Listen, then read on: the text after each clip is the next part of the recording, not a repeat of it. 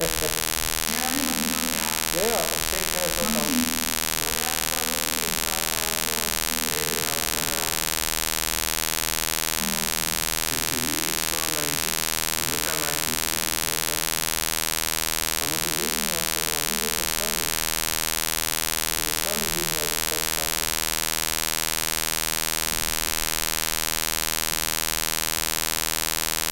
Dat als iedereen de noden kent van zichzelf en de ander moet maar zelf iets van maken. Ja, Ja, En dan iedereen. maar die andere mensen die moeten ja. weten van dit moet ik doen en doen en doen. Ja, ja. Dus iedereen klikt nu op die live, hè? Die live link, hè? Want dat is niet iets met de uitnodigingsvraag, hè? Die link Nee, klikt. ik denk niet.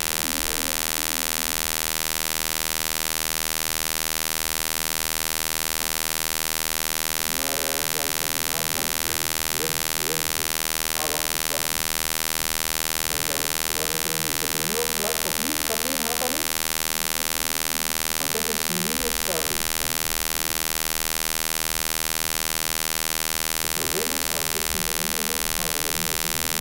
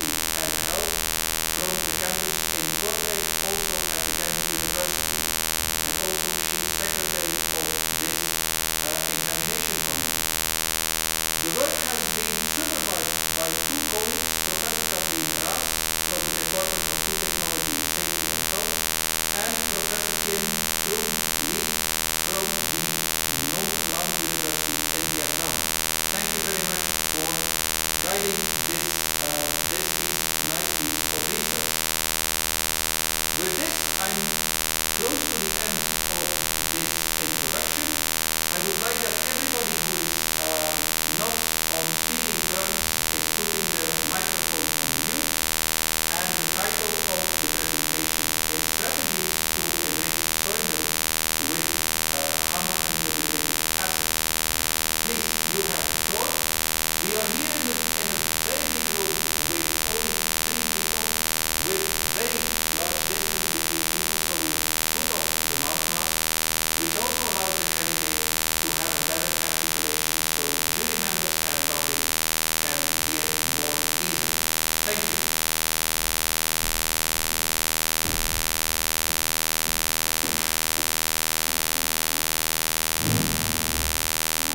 Good afternoon, everyone. My name is Phuong Hong. Today, I would like to introduce my PhD project, Strategy to Erase Burnout with HANA Implementation Assets.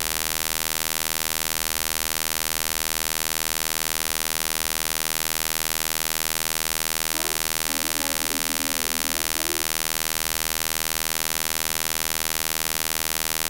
Gamma Analytical Assets, distinct from Java, is a non-relational amino acid formed in one single amino group. Gamma is produced from metabolism. First, Gamma is a peptide that is located on the oxygen receptor.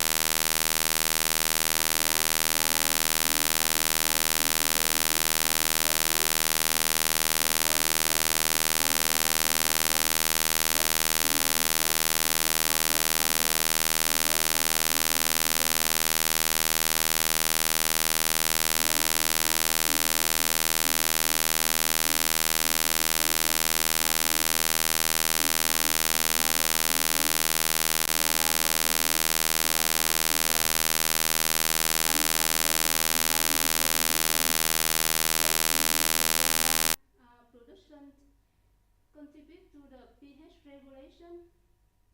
Gamma is an intermediate product. It participates into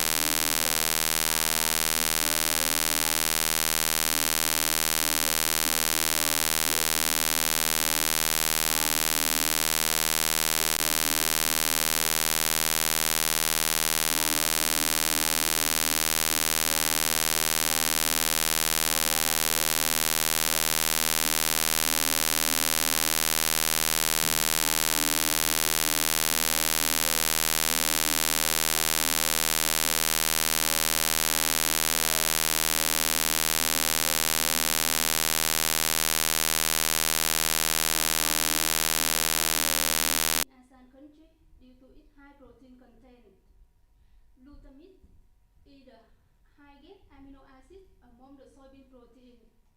So by applying the fermentation, we can convert this glutamate to the GABA to produce GABA-enriched soy product. Another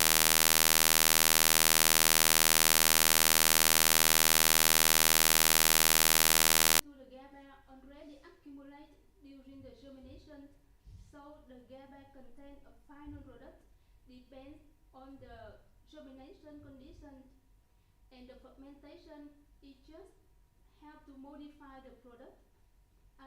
Help to diversify the product. So there are 3 aims in my research. First, it's necessary to have the accurate method to determine the GABA content. That's why we set up the analysis method for GABA analysis in fermented food. After that, we focus on the GABA synthesis. In this research, 2 approaches were carried out. First, we combine the enzymatic treatment and lactic acid fermentation to produce fermented soy milk enriched with GABA. The second strategy that we try to use dry germinated soybean to produce soy milk and fermented soy milk. In this research, we also evaluate the stability of GABA during drying process. And finally, GABA can only exert its health benefit if the GABA content stable during the food processing and during storage. That's why we carry out the research to study the effect of heat treatment at different pH conditions on the stability of GABA. Now I will summarize some results. The first one, that's the analysis method for GABA in fermented food.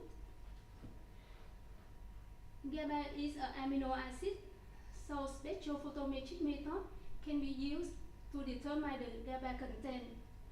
Although this method is fast, simple, but it's not really selective. So it's necessary to have the accurate method. Among that, we choose to carry out the determination with HBLC. GABA is an amino acid, so it has a quick absorption at the UV light, at the visible light, and also fluorescent spectrum. Therefore, GABA needs to be modified by using derivatization reaction to produce the product have a strong absorption with fluorescent and with the UV or visible light. But the procedure of HBLC is quite complicated and we need to optimize. We evaluate the GABA content in soybeans and compare to optimize the HBLC condition. First, we found that ethanol 75% is the best solvent to get high yield of GABA. And it is better to work with the derivatization reaction. Thus, we use the octofosfanaldehyde. The separation of amino acid will carry out with HBLC, and the result is better to read with fluorescent detector. Here you can see the chromatogram represent the illusion of glutamate and GABA. We also use the internal standard for accurate. After setting up the analysis method, we determine the GABA content in some fermented food. The green bar here represents the data obtained by spectrophotometric method, and the blue bar represents the data obtained by HBLC. Here you can see the huge difference between two results. So because spectrophotometric method, it determines not only GABA but also a group of omega amino acids. Therefore, this analysis method is not suitable to determine the GABA content in hydrolyzed food. We suggest just look at the result obtained by the HBLC. Among 3 fermented groups here, animal-based foods especially fermented anchovy and fish sauce, have a highest GABA content. Other foods such as fermented eggplant, fermented soybean, or fermented tofu also contain a considerable amount of GABA. Probably these food materials have high amount of protein and it were hydrolyzed during the fermentation to convert to GABA. So after setting up the analysis method, we start to produce the GABA-enriched soy product. The first strategy that using the enzymatic treatment and lactic acid fermentation. As mentioned previously, glutamate is the most abundant amino acid in soybean protein, but most of glutamate exist in bound form, which is not able to convert to GABA because only free form of glutamate can convert to GABA. Therefore, the aim of this study is how to release glutamate to convert it to GABA. This figure represents our study approach. First, we prepare the soy milk from soybeans. After that, we apply the enzyme to hydrolyze the soy milk protein. The obtained product that we call the soy milk hydrolysate were fermented with lactic acid bacteria to produce the fermented soy milk.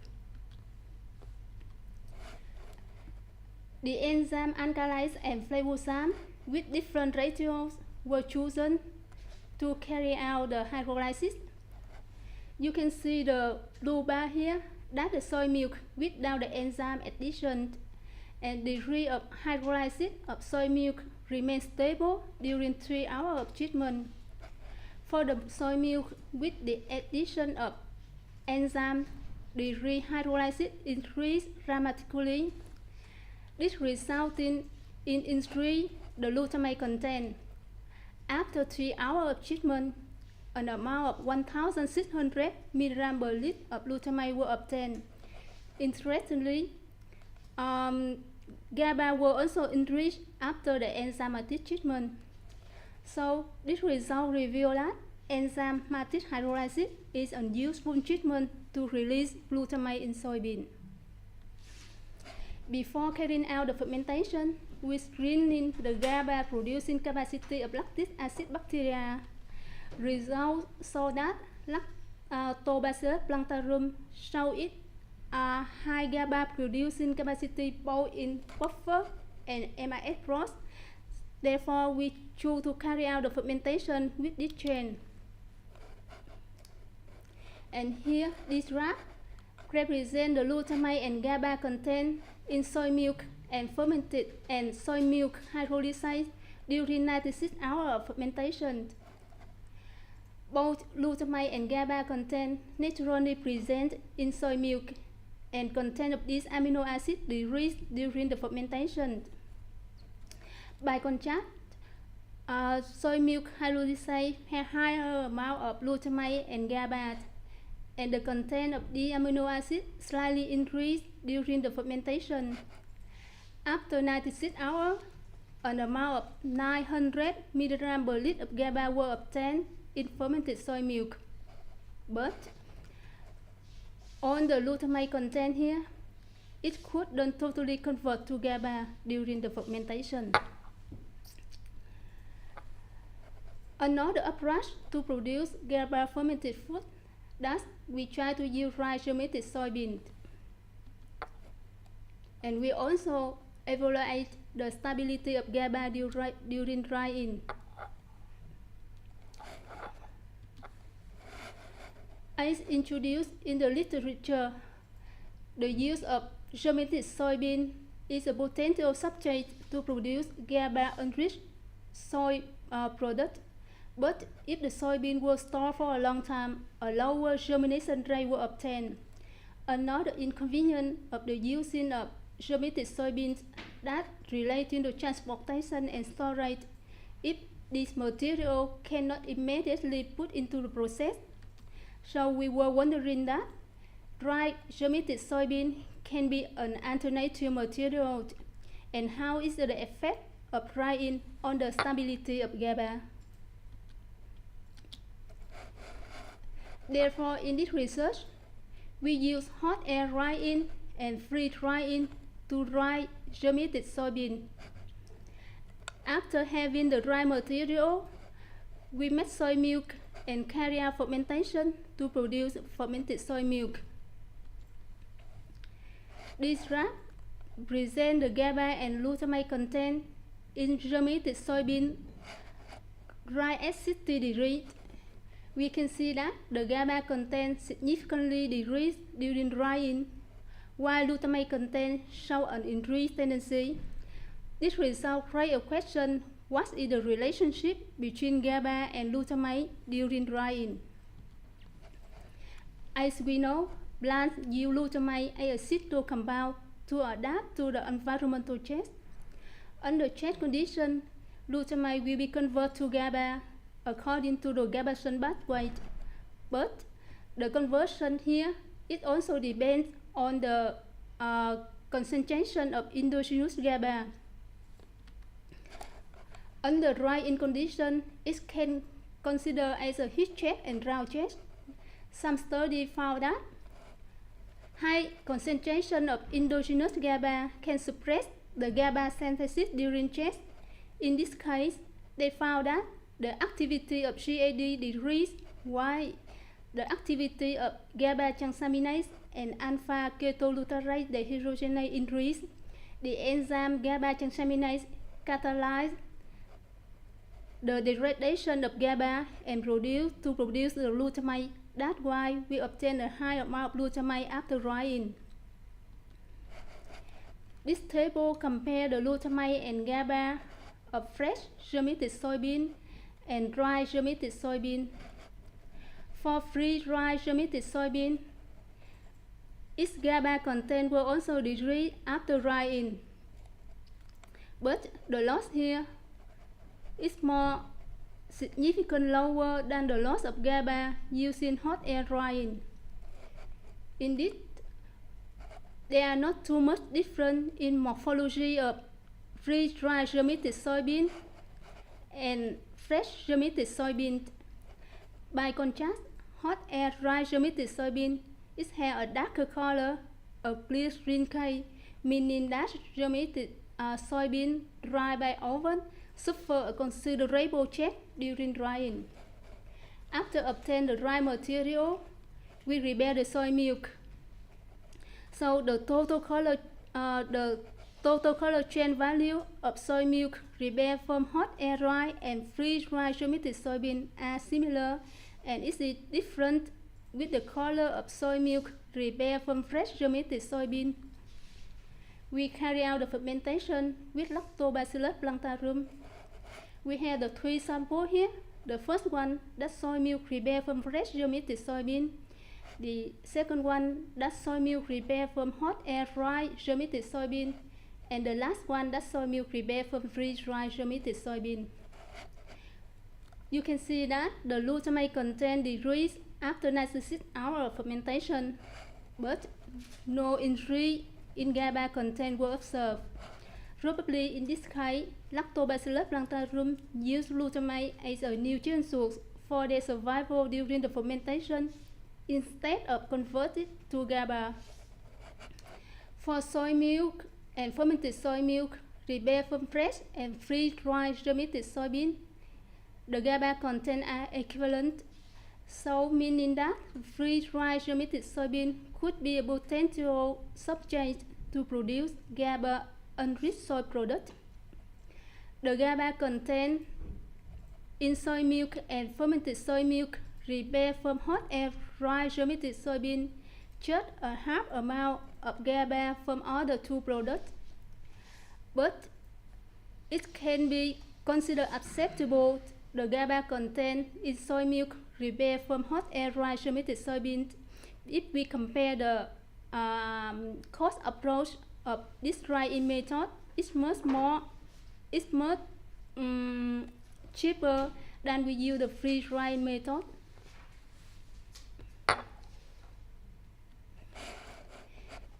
In the last study, we evaluate the stability of GABA in we evaluate the stability of GABA in soy milk prepared from germinated soybeans. In this research, we evaluate the effect of temperature and pH as well as other conditions. Soy milk prepared from germinated soybean is becoming a popular beverage in Asian countries. Heat treatment is an important step to inhibit the growth of spoiled microorganisms. But in soy milk, it presents a loss of fruit function, and the fruit function can interact during heat treatment. And the question here, how is this interaction affect the stability of GABA? That's why in this study, we carry out the effect of temperature and pH. We also evaluate the stability of GABA during storage and the addition of sugar.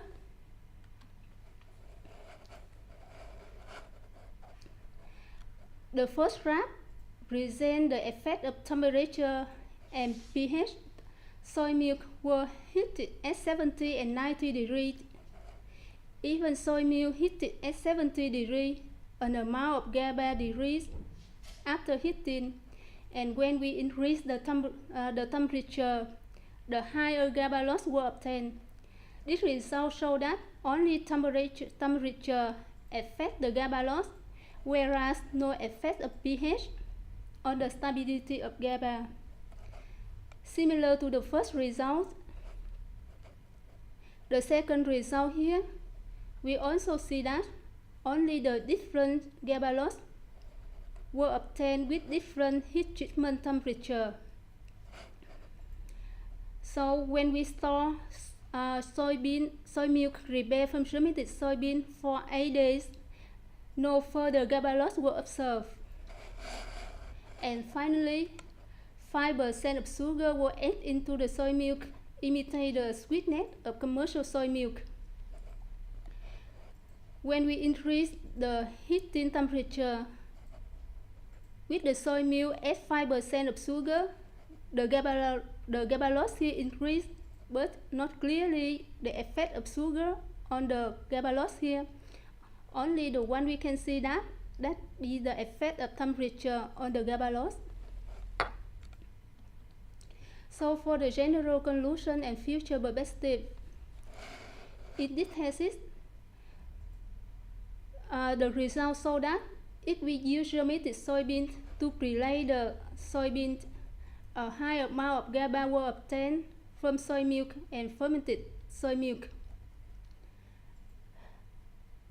Both forms, that's fresh germinated soybean and dry germinated soybean, show potential to produce GABA-enriched soy products.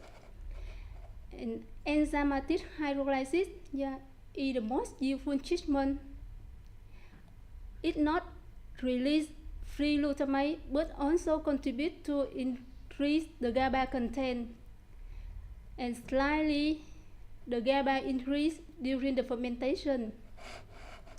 For the GABA stability, the use of hot air drying, it causes dramatically decrease in the GABA content, but the glutamate content increase after the drying. Free drying slightly cause the degree of both GABA and glutamate content. And when soy milk prepared from fermented soybean heated even at 70 degrees, a high amount of GABA loss. So in this research, we introduced some strategy to enhance the GABA content in soy products, such as the use of germinated soybean, combination of enzymatic treatment and fermentation.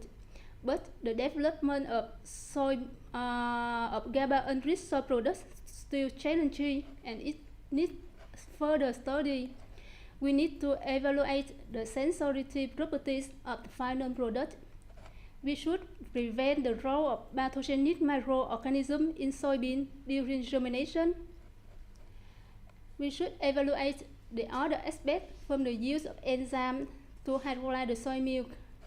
We can clarify the GABA loss in soy milk prepared from germinated soybean if we study the interaction of GABA with other fractions of soy milk, fully understand the correlation of heat and drought-check tolerance during dry germinated soybean, we can further improve the GABA content in final product by improving the fermentation, or we can use the chain having higher GABA producing capacity.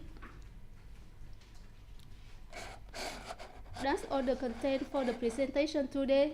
Thank you for your attention.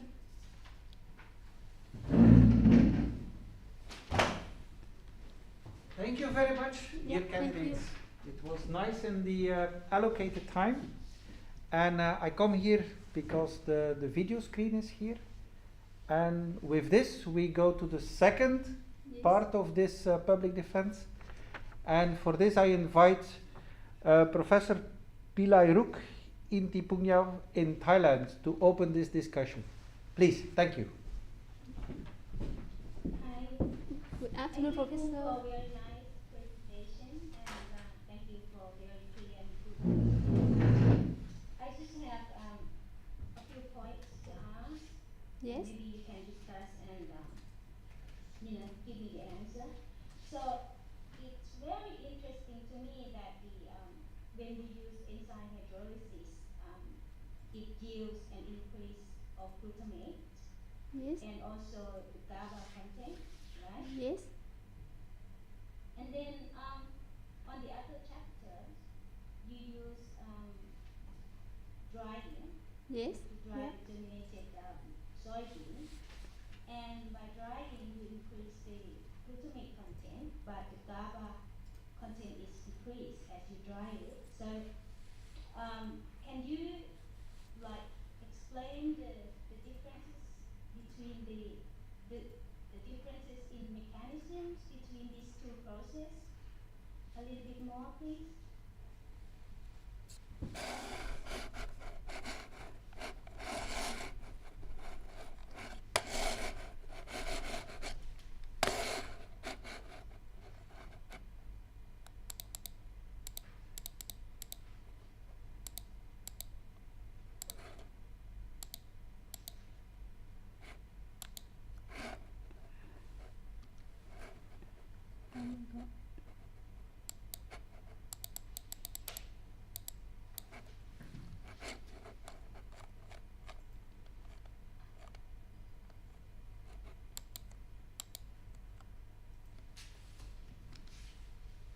So you mean we will explain the results obtained in this table? Yeah, as compared to the mechanism that we have increase in glutamate and also increase in GABA when we use enzyme hydrolysis. So what are the differences between drying and enzyme hydrolysis?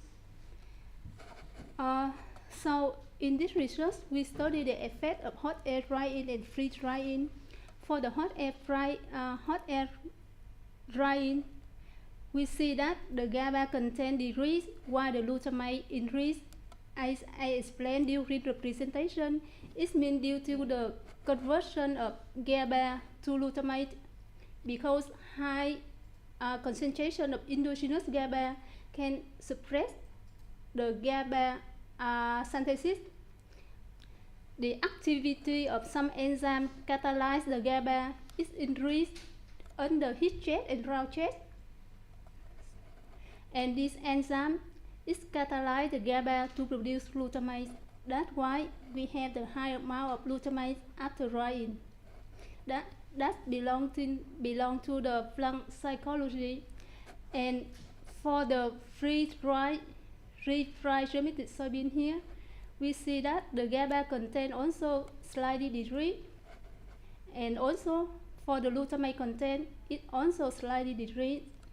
So compared with the hot air drying, germinated soybean suffer both heat check and drought check.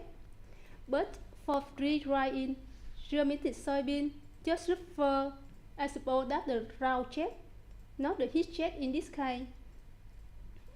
Yeah. And so in drying you get heat stress. yes, yeah.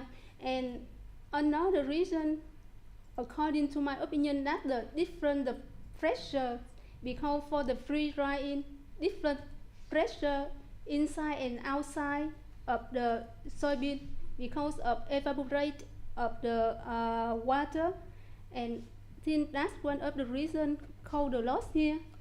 The result obtained here is totally opposite. Yeah, we didn't see the really increase of glutamate content, but the decrease of glutamate content. Yeah, just following from that, when you use dry germinated soybean to produce soy milk, you have less content of GABA as compared to the freeze dry and the fresh one. Is that because you started with a lower glutamate content in dry germinated soybean, or is it because of the fermentation itself?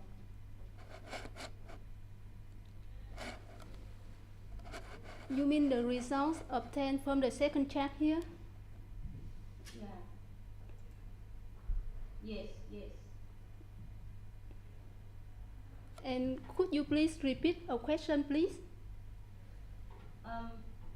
Like in figure B, Yes. soy milk prepared from hot air dry Yes. germinated soybean, you have less amount of GABA as compared to the other two. Yes. Okay. My question was whether it's related to the glutamate content. So because from the previous chapters, Yes. it is normally shown that when they have high glutamate content, it will be converted to high GABA, right? Yeah. Yeah, in figure A, for example, at time 0 fermentation, we have highest glutamate content, right? Yes. Yeah, and then after fermentation, at the beginning, Yes. at time 0 on figure B, you have less GABA as compared to the other two. Yeah. So therefore, after fermentation, less amount of glutamate is converted to GABA. Yes. So I would expect high amount of glutamate, you yield higher GABA, but here you started with higher glutamate at Yes. time 0 in figure A, but then when you ferment it, the GABA content is less as compared to the other two samples. Yes. You know what I mean? Yeah. Yeah. Is there any reason Um, for that? as I already discussed during the presentation, here we can see that the glutamate content is decreased. Yeah, it decreased. Yeah, and we hope that the GABA content increase because glutamate decrease, it will convert to GABA. But in this case, we didn't obtain the result I will suppose. So, for me, I suppose that during the fermentation, Lactobacillus plantarum is yield the glutamate here. Yeah, as a nutrient source. Yeah, for their growth during the fermentation, because yeah, some research they found that lactobacillus, yeah, they also need nitrogen source for their growth during the fermentation. Okay. Yeah. Okay. Yeah, yeah, yeah. Okay. And another question I would like to ask you a little bit more. Maybe I just couldn't quite catch it that quickly. When you in chapter 5, this one is probably in chapter 5, during the heating of soy milk, the GABA enriched soy milk with sucrose addition, okay, when you heat it in the only the GABA solution, it has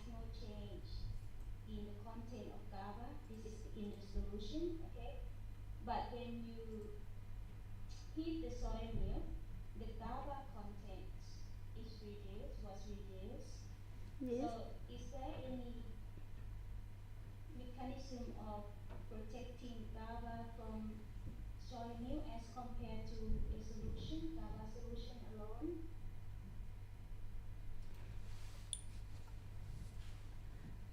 So for the GABA solution alone, yeah, it will derived when we heat it at temperature 203 degrees.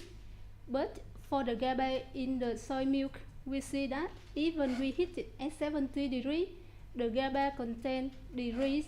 So because the different composition into solution, one that is just a pure GABA and one that is GABA with all the fruit fraction, and in the soy milk I suppose that the presence of some fruit fraction here it can interact with GABA, especially soy milk is rich in lipid, and GABA is a product it can chart the product of lipid peroxidation, and it's called the loss of GABA. Yeah, Yeah, and sucrose plays the role to inhibit GABA yeah. segregation as well. Even here we didn't add the sugar, but GABA also lost after we heat in the soy milk. So it's not only the sugar participates into the loss of GABA, but in this case, I mentioned I suppose the loss of GABA due to the presence of products from the lipid peroxidation. Because in the Oh, soy milk it has the riboflavin, yeah, and that photosynthesizer, yeah, it contributes to the lipid peroxidation, and probably the product after the lipid peroxidation it can interact with GABA.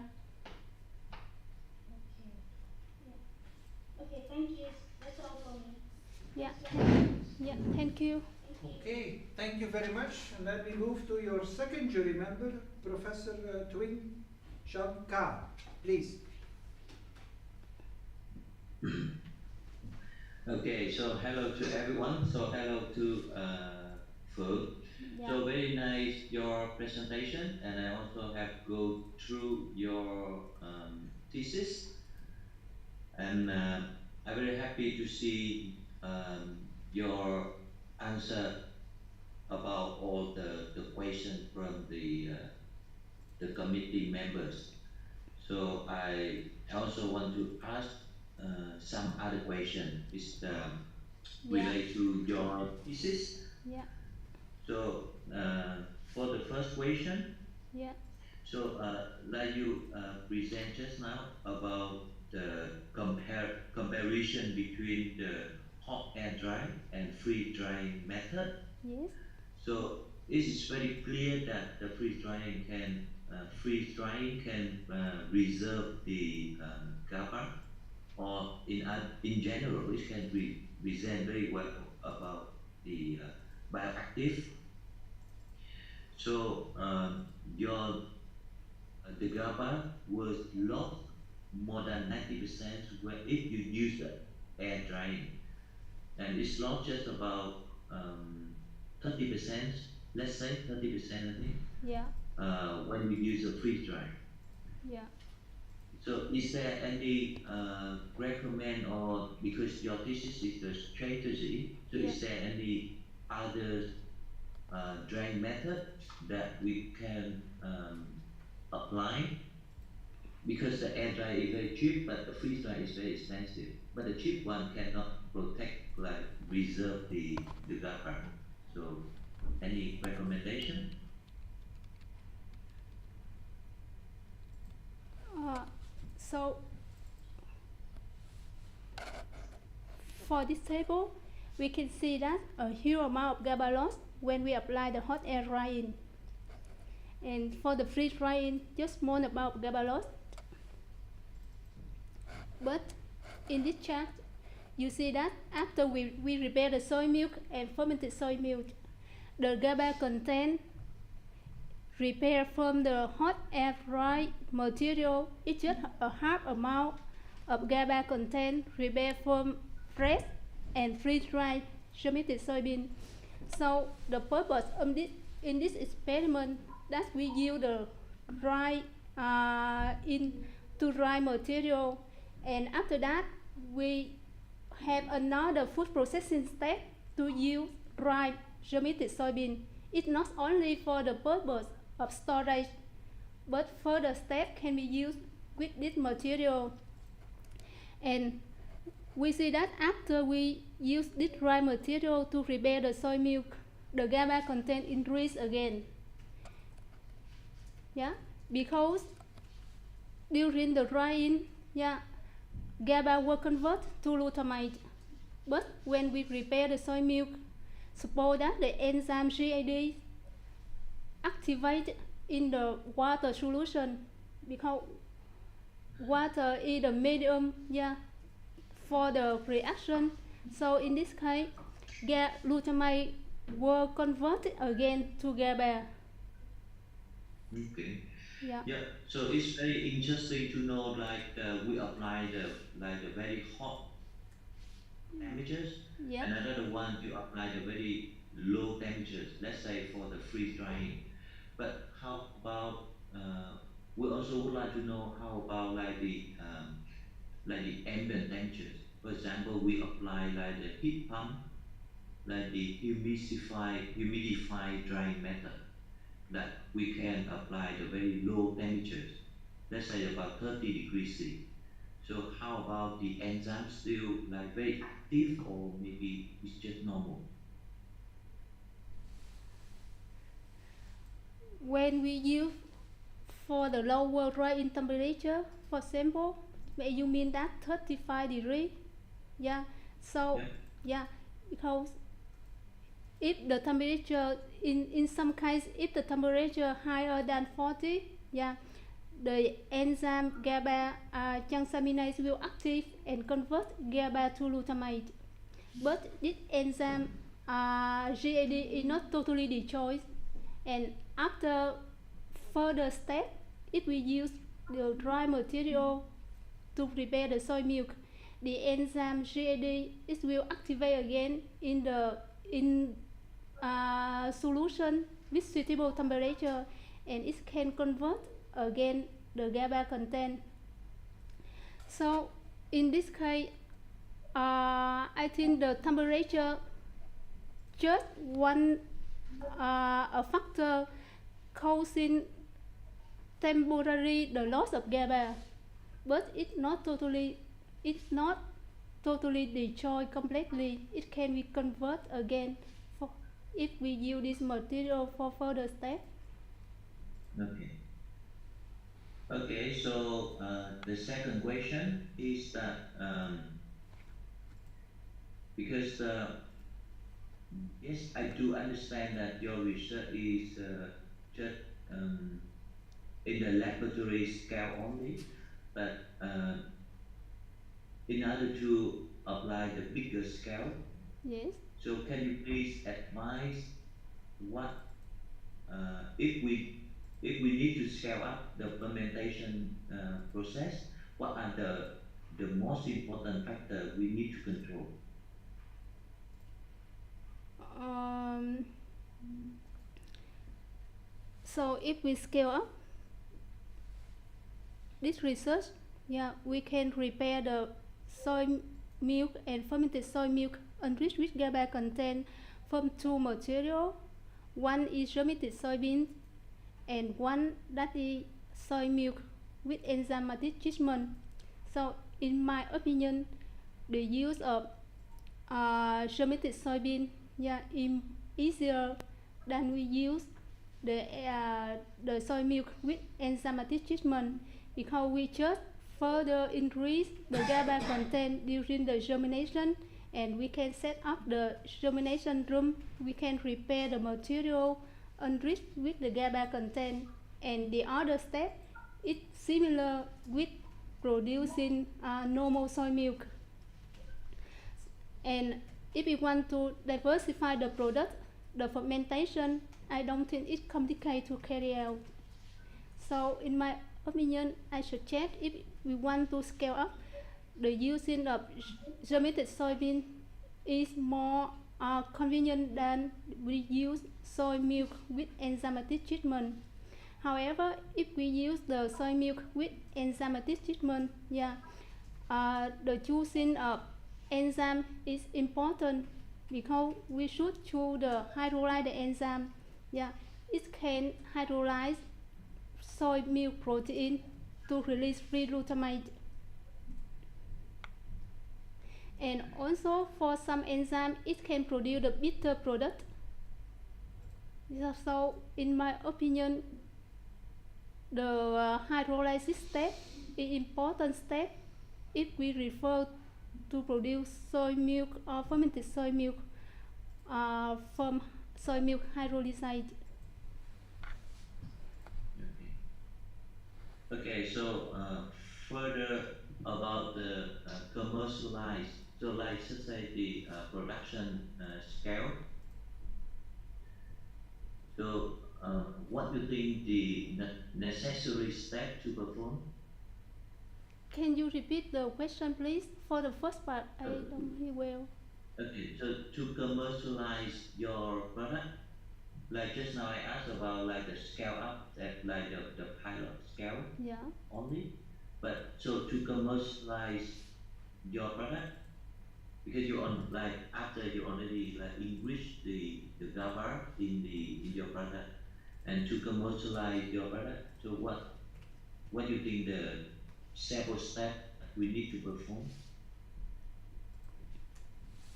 Several steps. Uh,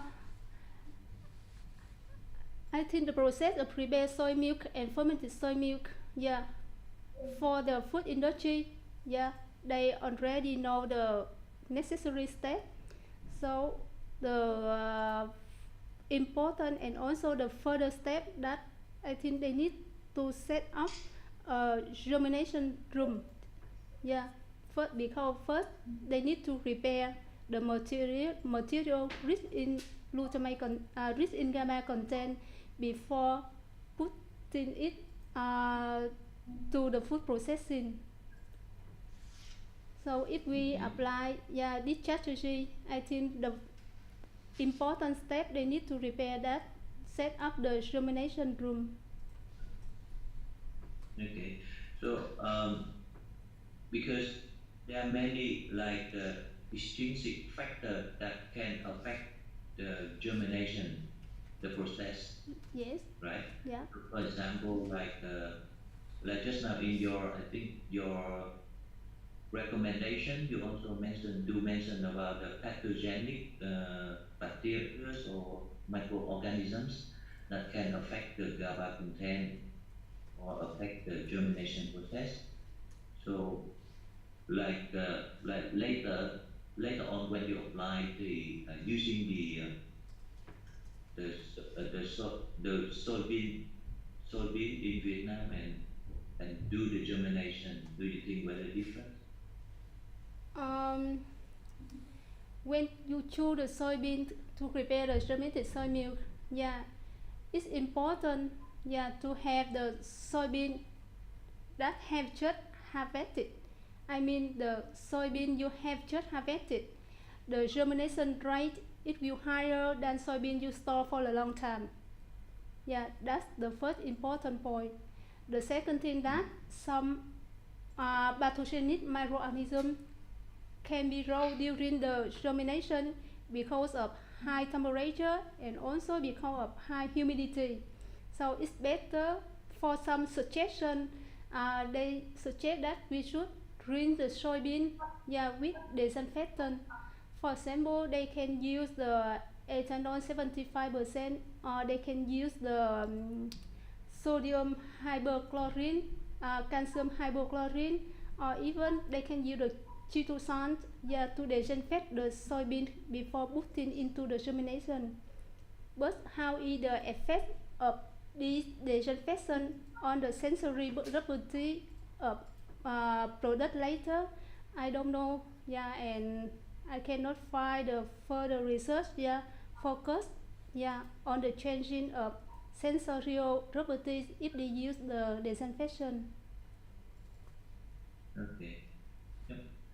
think my last question about the shelf life of the final product, the enriched GABA milk product. So, did you do the stability of the GABA content in the final product, right? Yes, yeah. I studied the stability of GABA in the final product. It just carry out the experiment on soy milk prepared on fermented soybean, not fermented soybean. Okay. So, I think it's also very important to predict the shelf life of the maybe it's not really a part of your like not very important in your thesis, but it's very important to know that the shelf life of the final product, the English GABA milk product. But you haven't done this, right? You haven't done. Yeah, I haven't done. I didn't evaluate the stability of fermented soy milk during the storage, and also the shelf life. Yeah, of product of fermented soy milk during storage. Okay. So I ask another one. So for the degradation of the GABA during the drying, and I also see that you also do some like I think like before the comments from Dr. Professor John, I think he also comment about the kinetics of the GABA during the drying.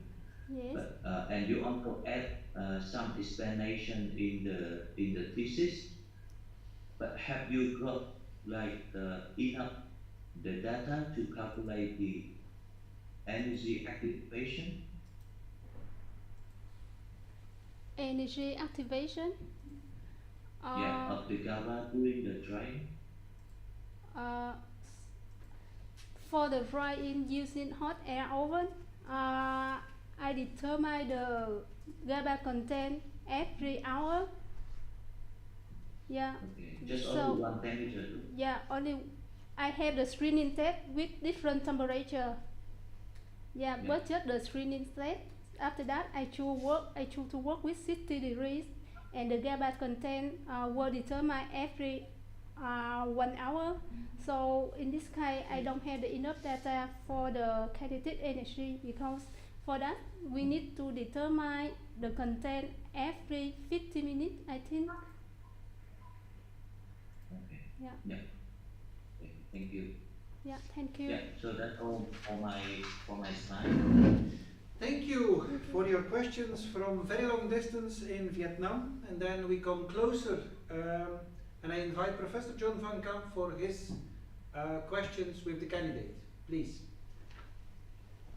Hello, Phuong, good afternoon. Yeah. I Good hope you can afternoon, hear me well. Professor. Thank you very much for your nice presentation and also for your nice work. I read with a lot of interest, and I have a few questions for you remaining. Yes. In some of the questions I go a little bit further than only the technological issues, but you will see I think they're also very interesting for your work. The first thing that I would like to ask is that in your introduction, Yes. you actually clarify the bioactive effects from GABA. And Yes. one of these effects that you indicate is an effect on blood pressure regulation. I think it was also in the beginning on your slides. And I was just wondering if you have an idea how this GABA exactly works, because you know that there are many options to influence blood pressure, but is there anything known on how the GABA molecule exactly influences the blood pressure cascade? Yeah, thank you for your question. So, according to literature, they mention that a loss of function of GABA, and for the blood pressure, yeah, they carry out the experiment on mice and rats. Yeah, they in supply the food enriched with GABA to mice and rats. Yeah, and after I remember during they measure the blood pressure and also the lipid content in blood during a week. Yeah, and they gave the conclusion that GABA is useful in decrease the blood pressure. So the activity of GABA, I think in animal, it depends on the um, GABA receptor. Yeah, and how it works in the body. Yeah, sorry, I'm not really understand. Yeah, the further work of GABA. Yeah, in human and animal science. Yeah, I know it's very complicated. Yeah. As far as I understand, it's probably linked to these neurological effects. Like you also mentioned that there is a neurotransmitter effect Yes. on one of your slides. They think it's probably related to that. So not directly an effect on the blood pressure, but indirectly at the autonomous, let's say, neurological effect. Yeah. My second question is actually on using GABA. So you're using that in food products. You might perhaps even use it in the form of supplements, I don't know, pills, for example, on the market. Yeah. If you would take GABA in quite high doses, do you think there may be negative effects of this product? Yeah, I know that for the GABA capsule or GABA tablet, the GABA content is from 100 milligram up to 750 milligram per capsule or tablet. Yeah, and they recommend that we can absorb until 1,500 milligram of GABA per day. So for the food product, yeah, normally the highest amount I saw on the food product that I remember 100 milligram per bottle or yeah, in 100 milliliters. So uh, there is no recommend there is no recommend about the using of food products enriched with GABA content, but they have only the recommend with the use of GABA as a tablet because when you use a lot of GABA, it can have some negative effect, for example, sleepiness, and also the width of muscle. So they recommended we only use that amount I injection if we know the clearly how the effect on your body. Another side effect of using GABA that we have the headache and upset stomach. But the reason why GABA causes the upset stomach or the headache, yeah, they clearly don't mention, and we still need the further research. Okay, that's already a very nice detailed answer. Thank you very much for that. I was also wondering, your work has mainly been done with soybeans. Yeah. And fermented products, for example, and effects on GABA production. But in some societies in the world, and I'm also thinking, for example, about African communities, what is often done is that you combine soybeans with cereals. And this is mainly related to the differences in the amino acid composition between both food groups. And then you ferment it. So I'm just wondering if you would start combining the soybeans with the cereals, would your story then be completely different? Or can you still use the knowledge from your PhD to predict what is going to happen when you have these mixtures? Sorry, I'm not fully understand your question. You mean that can we combine the soybean with other cereal to produce the GABA enriched food? So what I would suggest is that when you are using a combination of cereal products with legume products. Yeah. So not only legumes, but also you add cereals to the product. Yeah. And this is done, for example, in African communities. This happens a lot because you might have to compensate for the differences in amino acid composition. So I'm just wondering if you would make a product like that, in which only part of the product is legume and the other part is cereals, and then you would perform similar types of processing like you did, for example, the fermentation. Would that influence the GABA production, And if yes, in which way? One example that we can prepare the soy milk first, and then we know that the germinated rice, yeah, especially germinated round rice, is also have the highest content of GABA. So we can prepare separately soy milk, and we can have the GABA powder obtained from germinated brown rice. Yeah, so we can add the GABA powder, yeah, to the soy milk, and we can formulate the soybean enriched so we can formulate the GABA enriched soy product by combination of two materials. Yeah, you're right. I think for rice it's already quite well known. Eh? What would you do if you would replace the soybeans by peas, for example, another legume? Yeah. Would that modify your results, or do you think it would go in the same direction? Uh, if we replace soybean with other pea, yeah, the purpose is that we want to um, enrich the GABA content in final product. So if we use pea, it's better we use material have the high glutamate content to obtain the high amount of GABA. Then I know that, yeah, some kind of bee. I'm not really sure. Mung bean is not bee. No, no, yeah. And also there were some study. There are also some research study the GABA enriched from bee, but I don't remember exact what kind of bee they use. But I think the most important that they should use material rich in glutamate content for the purpose of producing GABA. Okay, thank you. Yeah, And thank you. then I was asking myself the question, the whole story about gastrointestinal digestion. In Yeah. your work, you have already done some work in the stomach, Yes. but if you look at the gastrointestinal tract, there's more than the stomach. So the next step is the small intestine. Do you think that GABA is stable under these conditions, or may it still be modified? Can you repeat? Do GABA still stable in the? You mean the gastrointestine? As far as I understood, the first part that you investigated was the effect of the stomach. Yes. So Yeah. acid pH, Yes. incubated for a couple of hours, and there you indicate that the system is quite stable, is more or less stable. Yes. So the next part is that you go to the small intestine, which are completely different conditions compared to the stomach. So I wonder what happens with GABA at the level of the small intestine.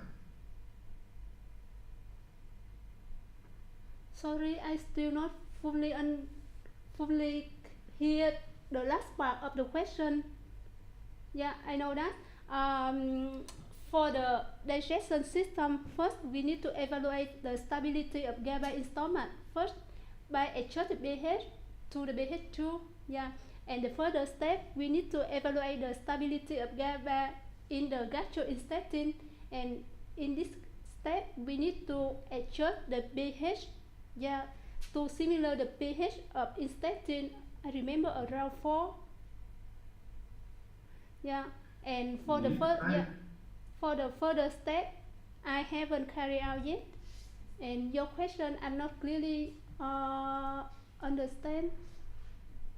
So what do you think may happen with the molecule when it enters in the small intestine? You have not done the experiment yet, but do you have any idea what might happen there? Is it going to be stable, or is it going to be broken down? Um, because for the stomach, yeah, GABA is still stable at the pH2. So for the intestine, yeah, at pH around 4, yeah, I suppose that GABA is still stable, but it also depends on the interaction of GABA with other fractions in the intestine. Yeah, I think the pH may also a little bit higher, so it may be up to 6, 7. So it may be that the reactivity is completely different compared to the stomach. Yeah.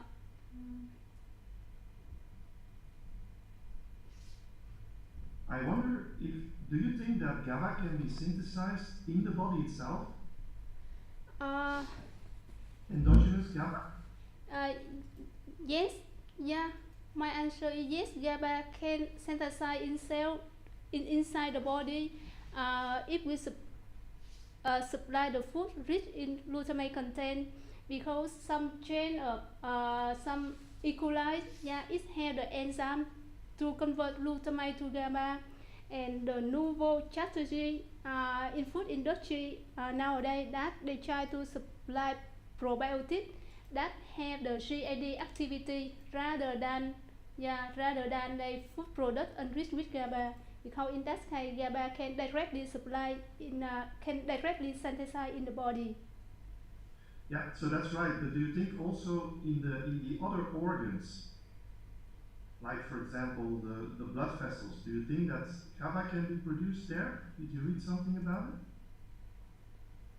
For the blood, yeah, sorry, I just know that GABA can produce in the body, in the intestine, but for the blood pressure I'm not sure for the question.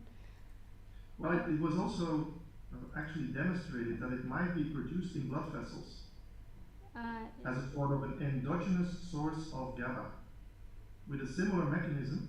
That so you see, there are several sources of GABA, not only from the food, not only from the intestine, but potentially also coming from human cells.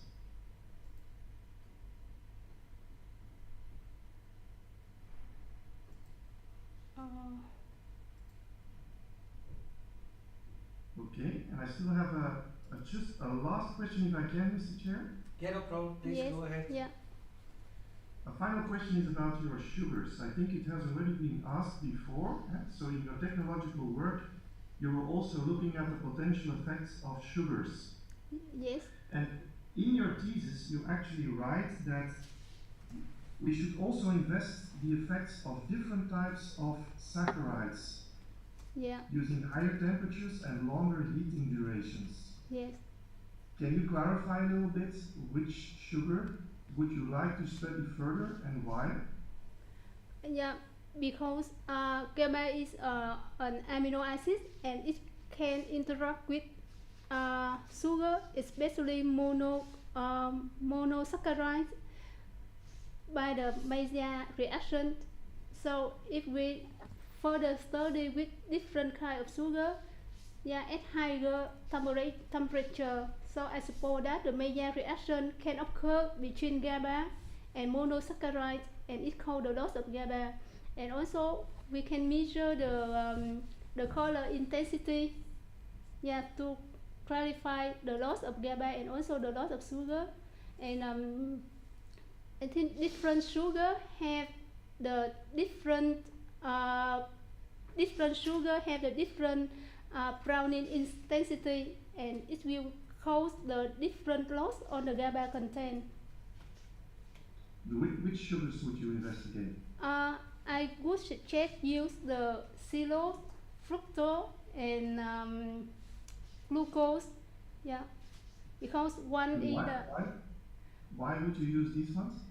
one is the for fructose and glucose. One is the, I don't remember exactly the chemical name. Is one is the 6 carbon and one for the zero is 5 carbon, and for the fructose and glucose, one is it has a group of, one is aldehyde have the hydroxy group, and one have the aldehyde group. I mean the main functional group of fructose and sugar is different, and it can have different effect on the GABA.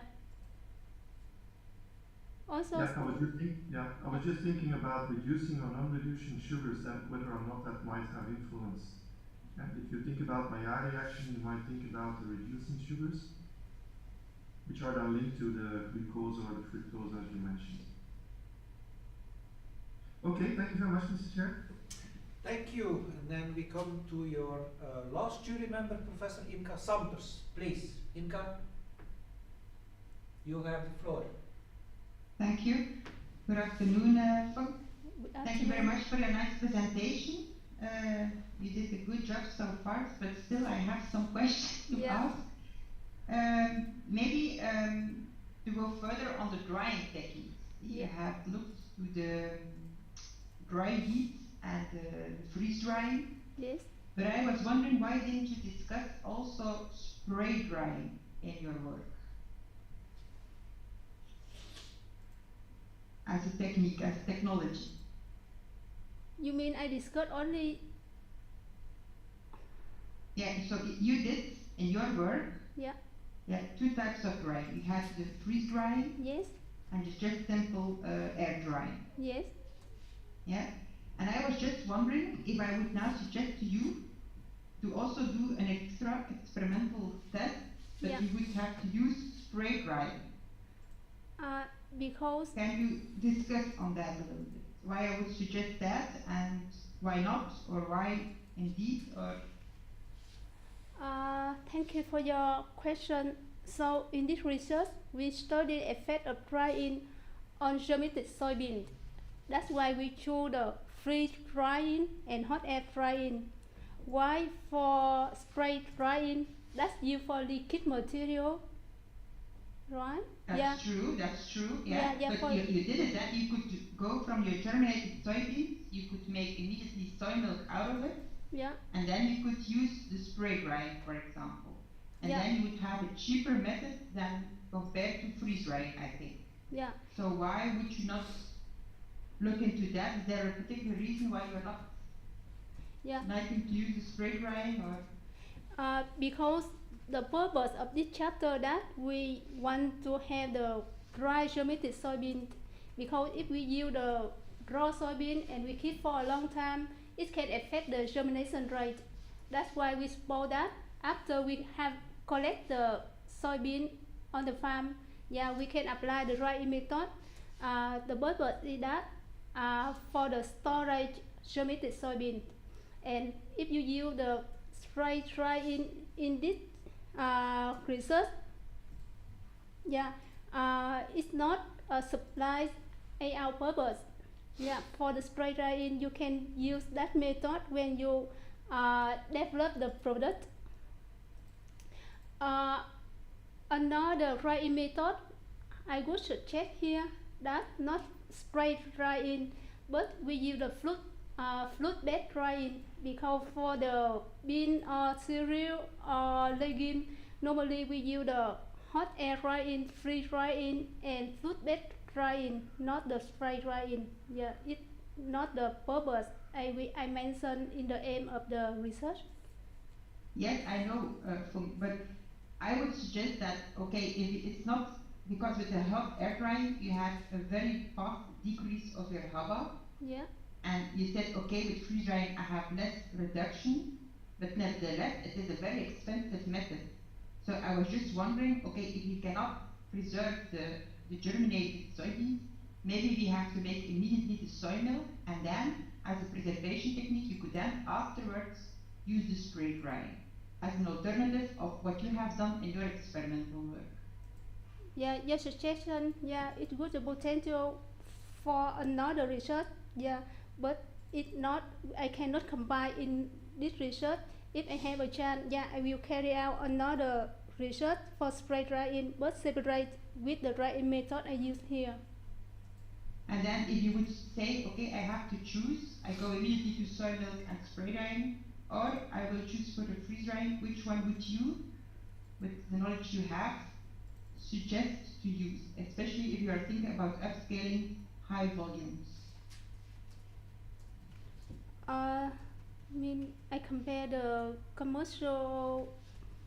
if you are talking about upscaling, would you choose to say, I will do the preservation of the germinated bean, and then if I have time, or it's logistically logic to have the preparation of the soy milk, I will do that? Or would you say, no, maybe I have to think about not preserving the germinated soybeans, but I will do the preservation of the soy milk instead?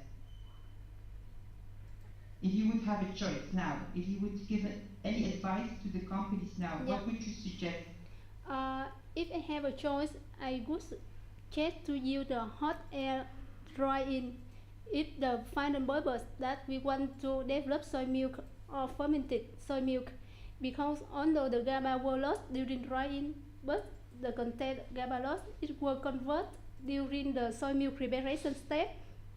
Yeah, and we also have the high amount of GABA content. Why the drying cost is not too expensive. Yeah, but if we focus on development food, functional food, for example, if we want to, I know nowadays some industry they sell the germ. So if we just focus on development the soybean germ, yeah, I suggest we can use the freeze dry. Yeah. Okay. Then I have another question. Yes. In your literature study, you Yeah. have said that it's very important to look to the influencing factors when you are looking to GABA production. You said it's very important to look to temperature, pH, medium composition, and fermentation time. So it's really something that you have to look at and to develop most probably for every strain you have. And then when I look to your chapter 3, where you have done the screening of several bacteria Yes. on their GABA production, and this in emerald broth, you have chosen to use as temperature the optimum growth temperature. Would you do it if you have to redo your experiment? Would you do the same for the screening of your bacteria, or would you choose to do it differently based on what you have said during your literature study and the studies you have discussed also in that literature study? So now you have done it at growth temperature. Yes. My suggestion is, was this the correct way to go? Or would you choose another temperature than the optimum growth temperature of the different strains to look at the GABA content production? If we could use this to develop GABA enriched product, I suggest to use carry out the fermentation at room temperature, because if we carry out at the temperature higher than optimum room temperature, and sometimes if this temperature is really high, it can affect the nutritional, especially the safety quality of product, because we carry out the fermentation for a long time at higher temperature. It can increase the role of, if we spoil it, microorganism, if the sterilized step didn't carry out in previous. That's another thing, and Mr. Ramach asking you this.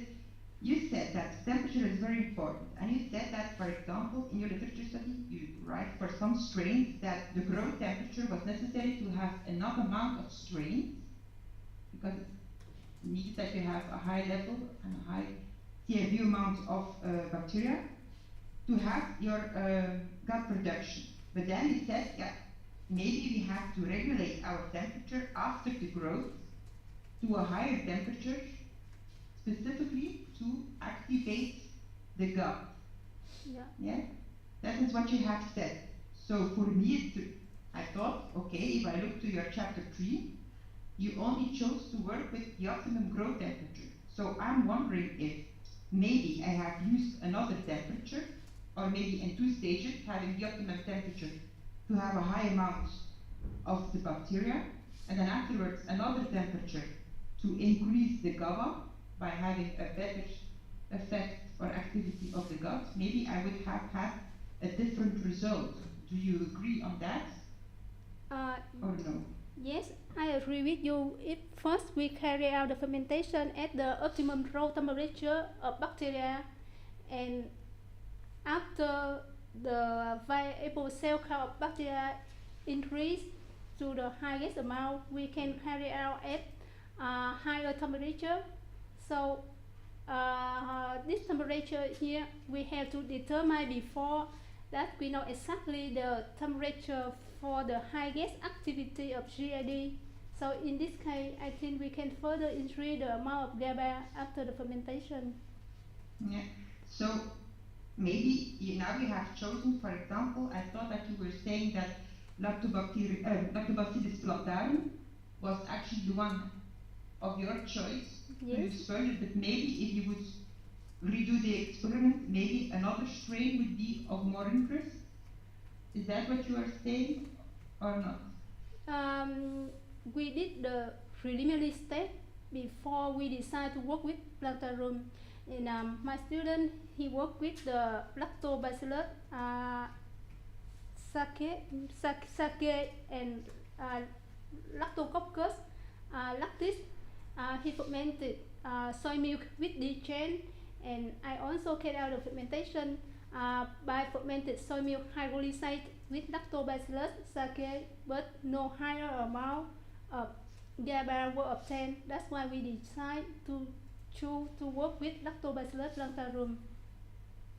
And could you explain to me why you didn't achieve any higher results with the sake, for example, compared to the plantarum?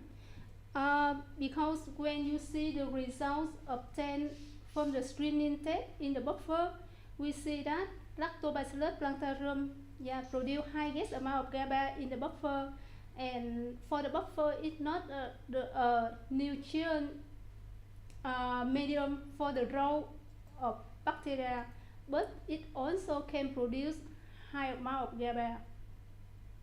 So in this case, the lucky nutrients play a role like a stress environment.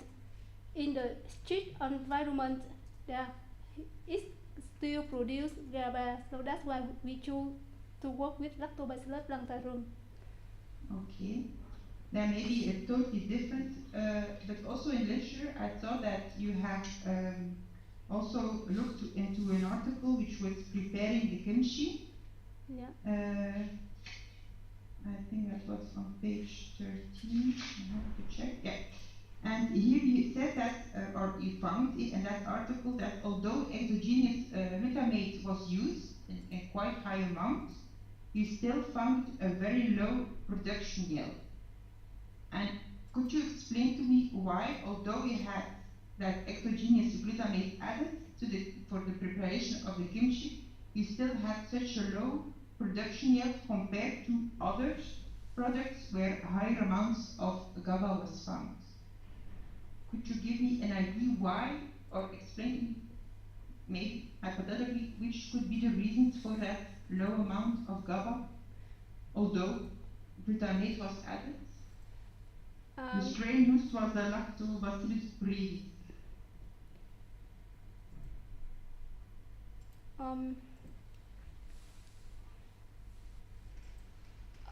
According to literature, some factor affect to the GABA producing so capacity. the strain was actually collected from the kimchi. Yes. And you had the Lactobacillus brevis, and then you put it in MRF in that article, and they also added thousands milligrams per 100 ml of glutamate, and nevertheless only a small amount of GABA was found.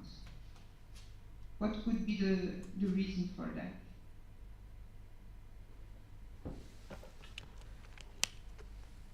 You mean for the second fermentation they use higher amount of GABA, higher amount of glutamate, but lower amount of GABA they obtain? No, they added actually glutamate, and still they had a low amount of GABA. Yeah, because for some study they mentioned that when we use high amount of glutamate, it can inhibit the growth of the growth of bacteria. They cannot grow, so they cannot produce the enzyme to convert GABA, because they need necessary the amount of nutrients and the amount of precursor for the production. If you increase the higher amount of precursor, and if you compare the the percent of conversion yield, it could be lower. Result in lower amounts. Okay. And then another thing I was wondering, I think it was a question actually in your pre-defense of John, and now you have had some time to think about it, and it has to do with food safety. Yes. And actually also quality. And you discussed it a little bit in your of your thesis, but I was wondering, you are talking about safety and you are talking about spoilage, but I was wondering if you're now looking to soy. It is soybean you have worked with and the germination, etc. Which bacteria or other microorganisms could be of concern in this type of product? Do you have an idea which could be the ones who are causing for spoilage or safety issues? Do you have an idea which are particularly linked to the soybean? Yeah, during the germination, some microorganism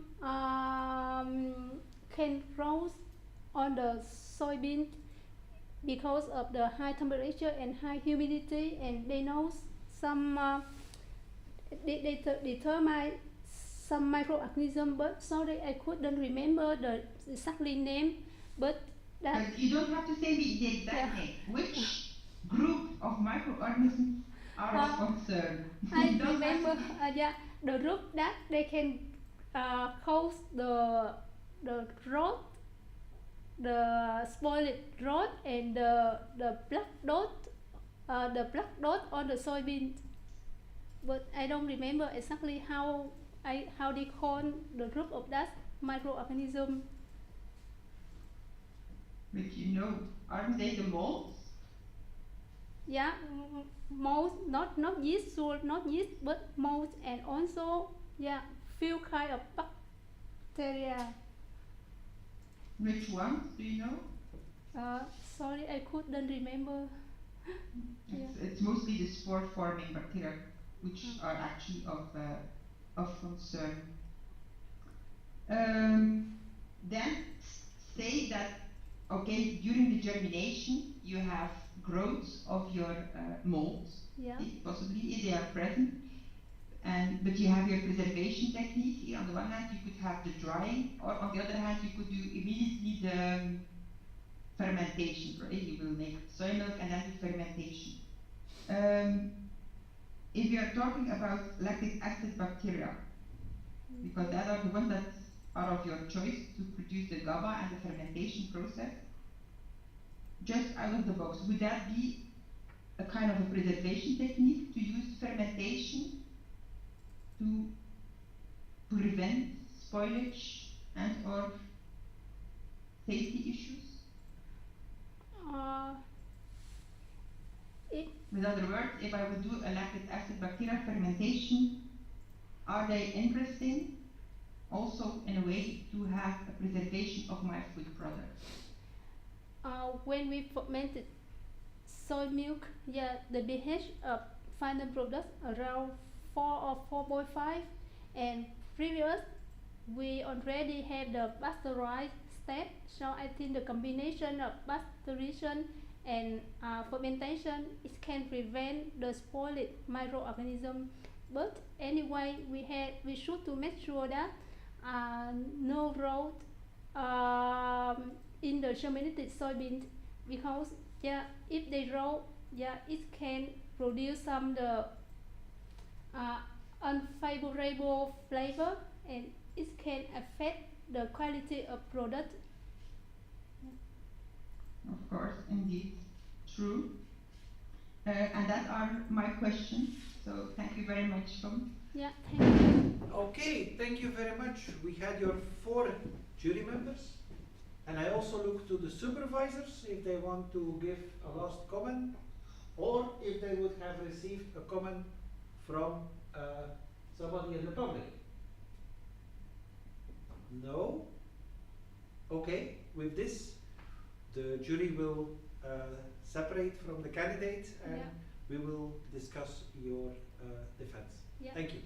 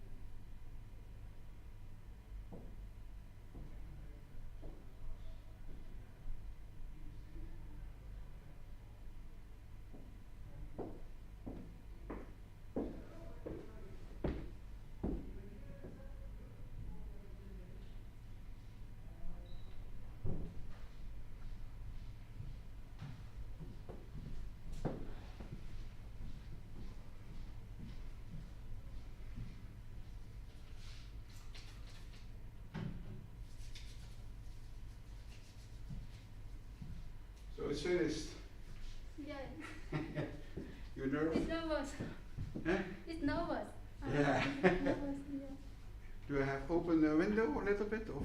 Yes. So I should remove the USB and switch No, up. later. When you stop with the deliberation, you come back. Yeah. I put on the cameras again, and after that, tonight I will clean everything. So. Yeah. There are many questions, eh? Yeah. They asked for 1 hour. Yeah. Yeah. Which was heavy. I follow you on my You computer. stay outside. I sit there on my desk, Yeah. and I see everything what's happening Yeah. inside here. Yeah, So, yeah. but the problem was when before you started, there was a link. We Yeah. gave a link to your public, Yes. and it was a wrong link. The wrong link. One of the two professors, promoters, have sent the wrong link. So that was a problem. I can see you, Yeah. but the public don't see you. Yeah. But that was alright. So it wasn't. So my promoter, yeah, she sent the right link to the other audience. No, we make a link Yeah. and we copy the link and then they send it to the people. Yeah. But they use an older link, Yeah. not a new link. So that was, but everybody has seen it. So Yeah. I see it, and everybody who wants. It was 60 people, Yeah. 16 Yeah. who follow you Still. from YouTube. So 16. Yeah. Good, eh? Yeah. Thank you. Please. I'll wait now. If they are finished, I will take the jury back then. Yeah.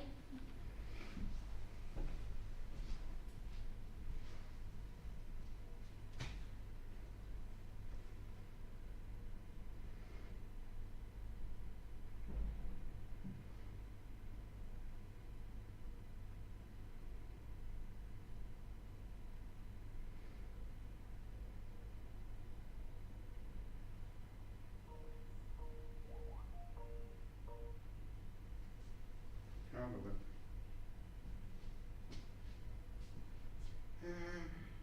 Oké. Hallo. Is alles onder controle? Ja, we zijn nu aan de deliberatie aan het doen. En ik heb hier dan ik heb hier de starlief afgezet en één keer als ze terugkomen zet ik hem dan hier weer aan. Ja, we zijn hier aan het wachten. Als ze terugkomen dan kan ik sneller inbellen dan.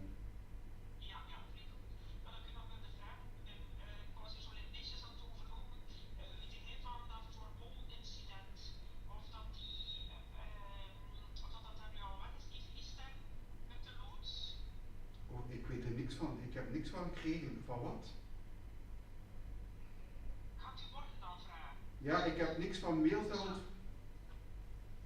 Er waren daar 6 sterren die daarop geslagen. Ja, inderdaad, dat hebben wij gezegd in het begin, ja. Op verbouw, ja. Ja. Maar ze moesten dan dat niet hanteren. En die watervloeistoffen via isovaatjes afvoeren en die 6 sterren dan moesten ze dan bij de RMA doen. Maar ik zal anders een keer informeren. Anders morgen hebben we kloots. Of dat ondertussen gebeurt. Ah ja, het is goed, ja. Hij heeft me dat gezegd, maar ik heb daar verder niks meer van gezien. En morgen hebben we de loods, dus kan ik kijken dan. Maar ik heb hier zo van alle lijstjes met dingen van dat mogen we niet vergeten. En ik was daar nu gewoon aan het overlopen. Het is goed. Dus ik zal mij één keer informeren, dan kan je rusten. Ja, het is goed. Morgen, hè. Salut.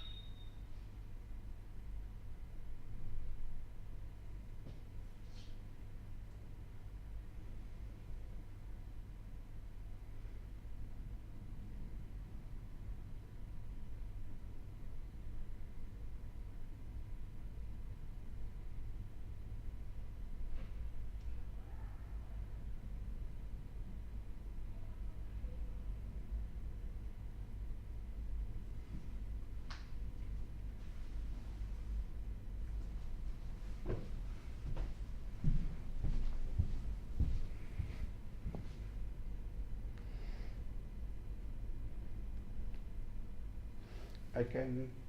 Yes. You can turn it down? You finished, eh? Yeah, I'm almost finished. Huh? Yeah, I'm Yeah. finished. Yeah.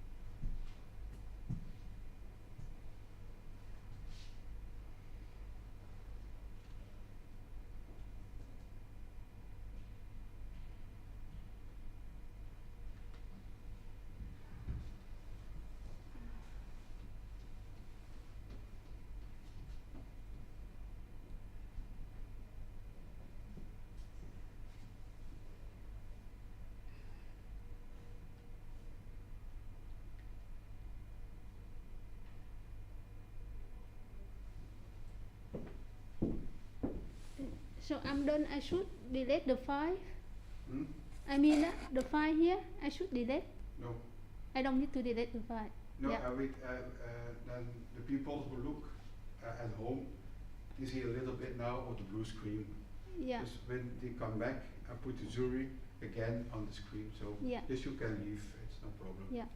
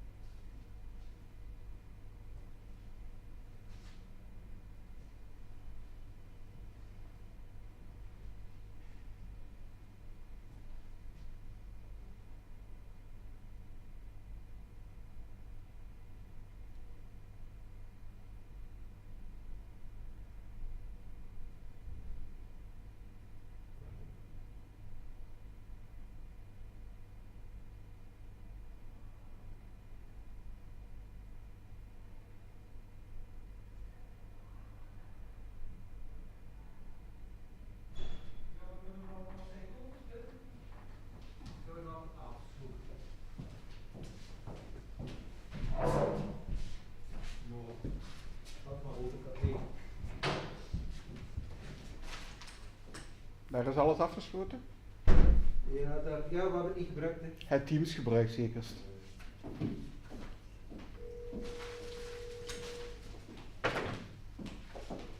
Kom maar naar binnen. En dan weer tegen de tijd gelopen.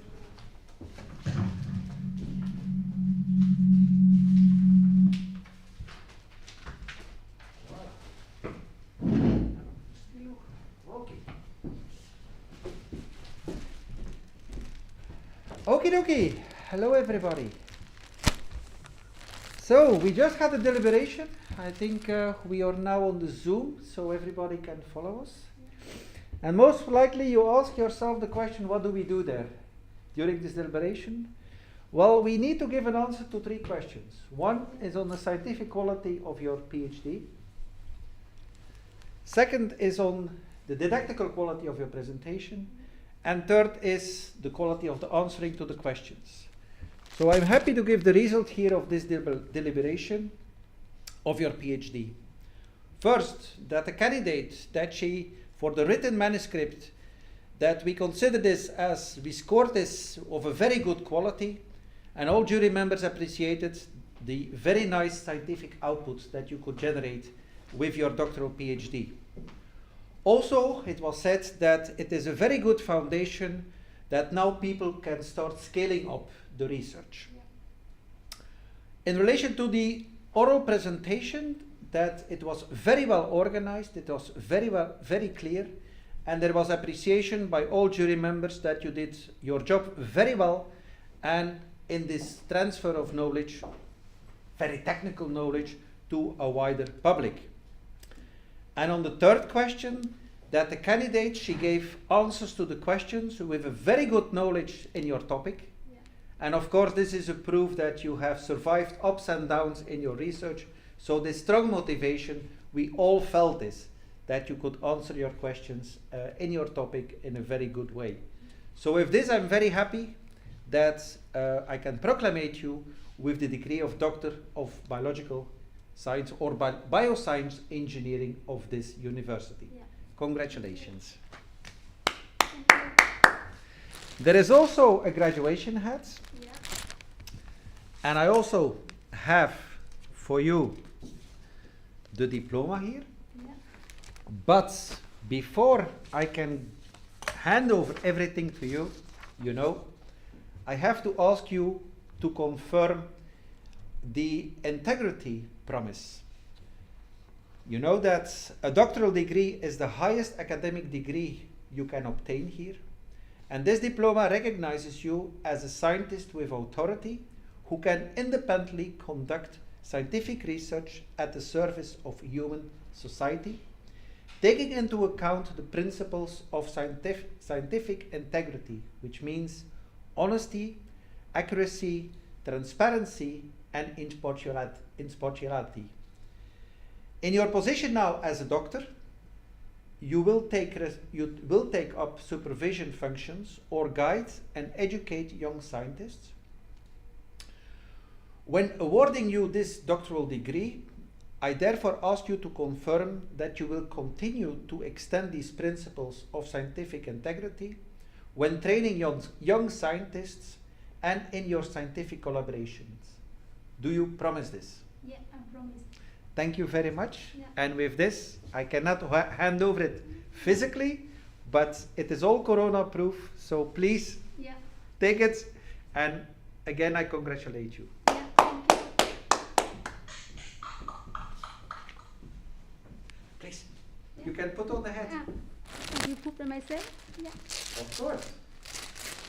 There is a little Velcro, so you can adjust to your head.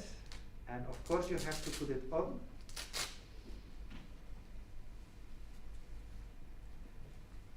And the thing, you have to put it on the right side, because the right side means that you have graduated. The right side? This side? Yes. Yeah, thank you. Congratulations. Yeah. I think we should also make this ribbon here.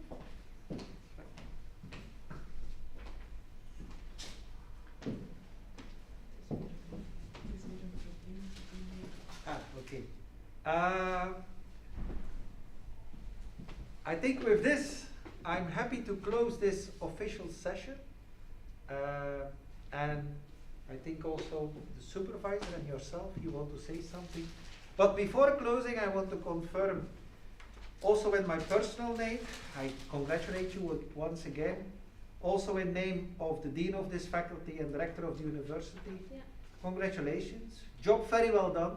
Yeah, I read in your acknowledgements you're married, husband and your daughter. Yeah. So I think they are very proud of you, but also your parents. Yeah. And also all people in the lab. You collaborated, you worked here with different people here. You have also a lot of friends. Yeah. So I think these years in Ghent really have changed your life. And I think this is for everybody here, whether you're from abroad or from Belgium, the time that you invest in yourself during a PhD study is really remarkable and is something for the rest of your life. So again, congratulations. Also thanks to the jury members, because this is really what is important, what is so important to guarantee the quality of a PhD of the Ghent University. Thank you again for your time, your critical sense, and your corrections and improvements that you suggested for the candidate. And with this, I think, once again, thank you very much. And all the best in your life. Stay healthy, which we've faced now this year, specifically with this corona pandemic. Yeah. But make a good living in your life, and all the best at home, but also professionally. Yeah. Thank you. Thank you. And I'm happy to give the words to your supervisor here, Professor Kathleen Raas, who can also say a few personal words. Kathleen.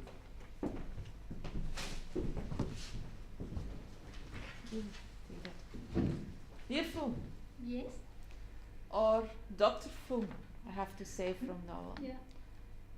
Congratulations. Yes. Not only from myself, but also from Professor Tin from Vietnam. I think I can say it in your name, Tin. And but also from the colleagues of the lab.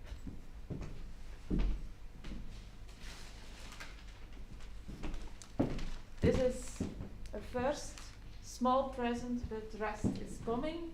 So thank you very people much. are supporting the whole afternoon for you at Portrait at the lab. Yeah. Before continuing with you, I first want to thank again the jury members, John, Imka, Professor Thuyen, Professor Pilaruk. Thank you very much for all the efforts you have done. You really helped us to improve and to correct the manuscript and to have a final very good work. Also, Guy, for guiding the defenses here in a very good way.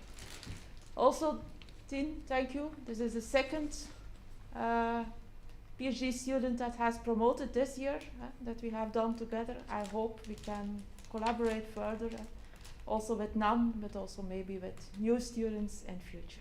Thank you. Phuong, PhD traject is always one to take hurdles. And even today, before you could start to present, you have to take a hurdle. Before the live stream was not working very well, but even then you were very, or not too nervous, and you could continue with it. Yeah.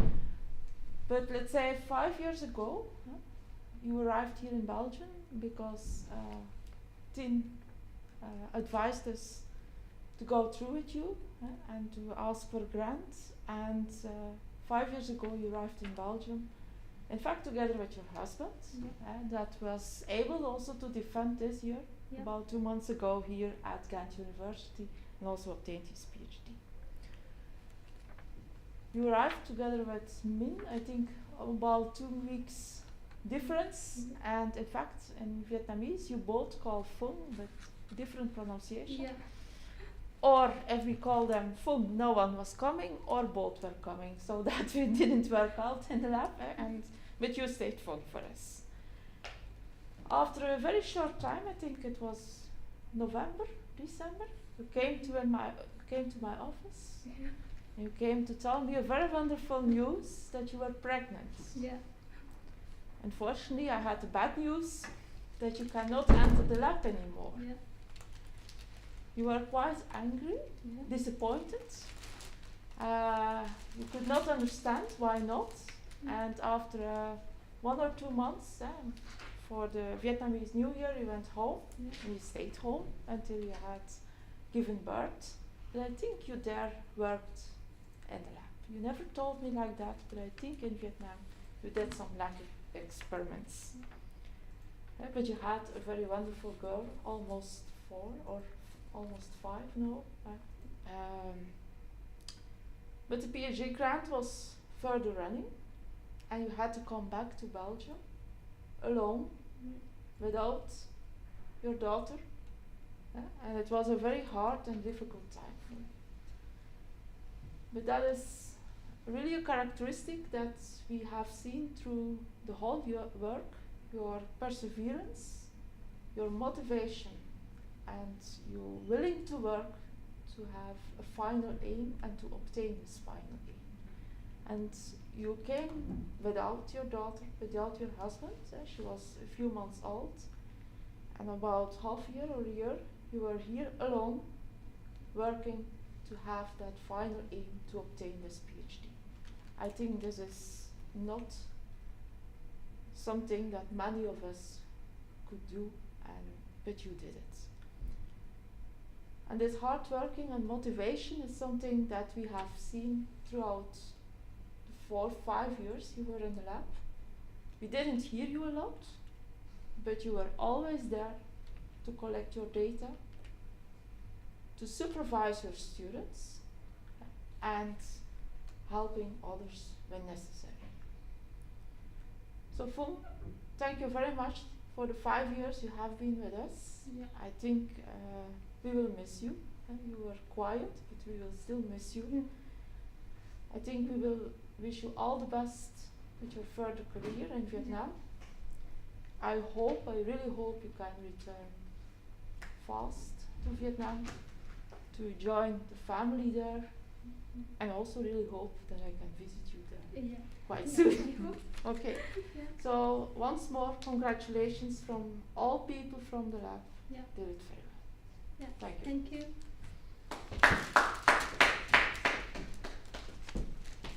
Please say also a few words. Yeah, inside. Yeah. Hello everyone again. First, I would like to thank the most important person who bring me the success today. That's my promoter, Professor Sir Kalindras. Yeah. Thank you for offering a chance for me to work in your lab. I still remember 6 years ago My husband said that if I want to do my PhD at Kent University, the only professor I can work, that Professor Kalindras. Yeah, at that moment, he didn't follow any your course. He didn't see you, but he confirmed to me that. Yeah, yeah, and I'm very proud to be your student. Yeah, you are not the professor of your student, but also the professor of everyone who needs you. Yeah, thank you for always supporting. Yeah, especially you are always being patient with my manuscript. Yeah, I can understand how you be feeling when you correct my manuscript. Yeah, thank you very much. Yeah, and to my co-promoter, think you like a warm brother. Yeah, yeah, exactly. You are brother. Yeah, thank you for supporting and guiding me to finish my study. And I also would like to thank chair and examination committee, yeah, for providing and also for uh, evaluating my dissertation to improve the quality of my manuscript. Yeah, the successful today I cannot count the contribution of my master student, Seth, Niels, and Lisa for their contribution, yeah, to the successful of the thesis. Yeah, I'm happy to work in the research unit VG Yeah, here I have a big brother and sister, Yannick and Ellen. Can I call you like that? Yeah.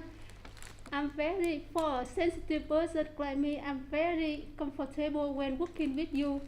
And also here I can meet a lot of friendly and helpful colleagues. Yeah. Iona, Juliana, Jan, Sayan, Haptu, Min, Ngung, Tessa. I cannot list all of you here, but I write your name in my thesis to remind me, remember about you. Yeah, thank you very much. Yeah, for meeting here.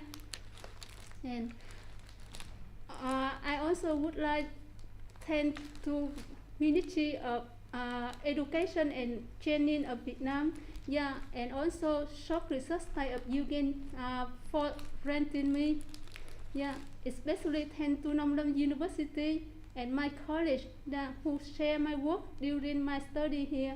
And finally, last but not least, that's my family, my mom, my sister, my parents-in-law, my sister-in-law, my husband and my daughter, who always following me, accompany with me, yeah, to finish the journey in Belgium. Yeah, thank you everyone.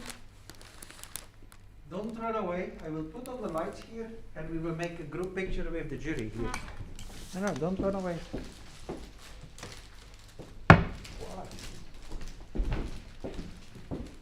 So, come.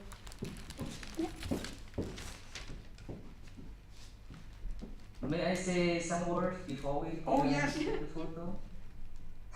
Okay. Well, it's good that you're here. Okay, I would take a very short time anyway. First, I would like to congratulate you, Dr. Hong Phuong, for doing a great job for finishing your PhD with a number of publications and a lot of very good scientific results. So I appreciate myself for your hard work. And one amazing thing that I would like to congratulate you is that you have a baby in Belgium, made in Belgium baby. This is a modern amazing for life actually. Yeah. So congratulations to you and to your husband. And I would like to take this time to really express my sincere gratitude to Professor Kathleen Grace for supporting. This is the second PhD student that we supervise together, but actually you did most of the job because I'm quite far from the student. And for them, I think you are not only the professor, but also the friend. So you guide them and then you give them friendship and so on. So thank you very much for helping. And we have a project working together, another student PhD together. Also, then I would like to take this chance to appreciate the University and the Department of Food Safety and Quality for educating several PhD, several doctors for Nong Lam University. So actually, that's really appreciate. that you can help us to build our people, build our lecturers here. And then I would like to also thank the jury members, Professor Peter from Thailand. So I met you in Vietnam, and then I took my, how to call this, I invited you, and you were happy to accept to be in the jury. So that's really nice. So thank you very much, and I hope in the future we can work together. And Professor Bin, he is my colleague, very in the office, but actually a very close friend. In the faculty, he understands me, and he actually a very good friend, and I think we can still do a lot of work together. Professor John, and thank you very much for having. This is already several PhD that you have, and I really appreciate the comments, the point, even the evaluation that you did at the final point. Everything I really learned you from beginning now to now. I even have to learn you from the way you make the the idea, the way you express your knowledge and so on. Thank you very much, and Professor Inka. So thank you very much for having, and I hope to see you in person in Vietnam, especially. I hope one day. So now you have many reasons to go to Vietnam. Hopefully next year can see you. And again, I thank you all, and I wish you a very nice evening there. And we can see you another time. Thank you very much. Okay. Thank you, Professor Chairman. I'm sorry, Professor. No. Thank you very much. And I met you in Vietnam, and we had some drink already in Vietnam, and I wish to have another chance. Yes, in Vietnam again. We have to do the experiment again for a second time. Yeah. I will make a group picture here, so if you go a little bit like this, and then all jury members will be on the picture, and then Kathleen, kijk maar naar mee. Okay, thank you. So with this, I'm proud to close this session, and va bene. Yeah. Have a good life. Thank you. Yeah. Okay. Thank you. Thank you.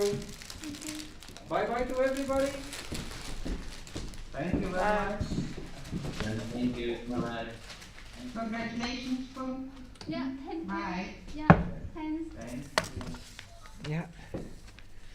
Phuong, you have to sign because you received the diploma. Yeah. So you have to fill in your name and sign here on this place.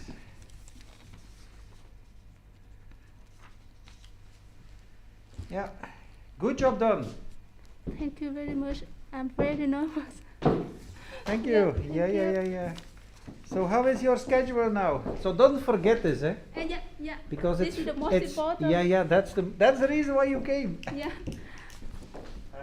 I will send the pictures to the place. Yeah.